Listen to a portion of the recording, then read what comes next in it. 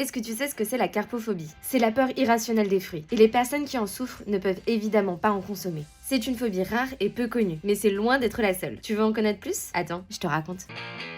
Pour commencer, on va rappeler les bases. C'est quoi une phobie? Une phobie, c'est une peur excessive et injustifiée d'un objet, d'une situation ou d'un phénomène. C'est souvent une peur irrationnelle qui peut être contraignante pour les personnes qui en souffrent. Et il existe plus de 6000 phobies différentes. Certaines sont très répandues, comme la claustrophobie, la peur des animaux ou encore celle des aiguilles. Mais aujourd'hui, je vais vous parler des phobies moins connues, voire carrément surprenantes. On commence avec l'ablutophobie. C'est la peur de se laver ou de prendre un bain. C'est une phobie assez fréquente chez les enfants, mais des adultes peuvent aussi en souffrir. Pour eux, l'idée de se laver devient une vraie épreuve, souvent liée à des expériences négatives ou des angoisses personnelles. La xanthophobie, c'est la peur de la couleur jaune. Les personnes atteintes de cette phobie peuvent être terrifiées par des objets jaunes, comme des fleurs ou même des panneaux de signalisation. Alors oui, ça peut sembler très bizarre, mais c'est très réel. L'hypotomontrososchitpédaliophobie.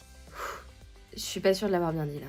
C'est la peur des mots longs. Et ironiquement, cette phobie a un nom super long et super compliqué. Ceux qui en souffrent peuvent avoir des difficultés à prononcer des mots très longs, et même leur simple lecture peuvent les angoisser. La somniphobie, c'est la peur de dormir. Les personnes touchées par cette phobie ont souvent peur de perdre le contrôle pendant leur sommeil, ou de faire des cauchemars terrifiants. L'hésitrophobie, c'est la peur des miroirs. Ceux qui en souffrent peuvent avoir peur de leur propre reflet, et évitent même tous les miroirs. Cela peut être lié à des croyances superstitieuses ou des troubles de l'image de soi. La thyrophobie, c'est la peur du fromage. Pour certaines personnes, la simple idée de toucher ou même d'être près du fromage peut provoquer un stress intense. La nomophobie, c'est la peur de se retrouver sans son téléphone.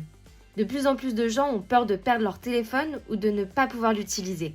Avec notre dépendance au smartphone, cette phobie devient de plus en plus courante. La pogonophobie, c'est la peur des barbes. Certaines personnes ressentent un stress intense lorsqu'elles doivent interagir avec quelqu'un qui a une barbe. Encore une fois, ça peut paraître totalement étrange, mais il y a bien des personnes qui en souffrent. L'anthophobie, c'est la peur des fleurs. Il faut savoir que celle-ci est moins courante que les autres. Cette phobie est caractérisée par une peur irrationnelle des fleurs, qu'elles soient réelles ou imaginaires. Certaines personnes peuvent être terrifiées par l'odeur ou même la simple vue de certaines fleurs.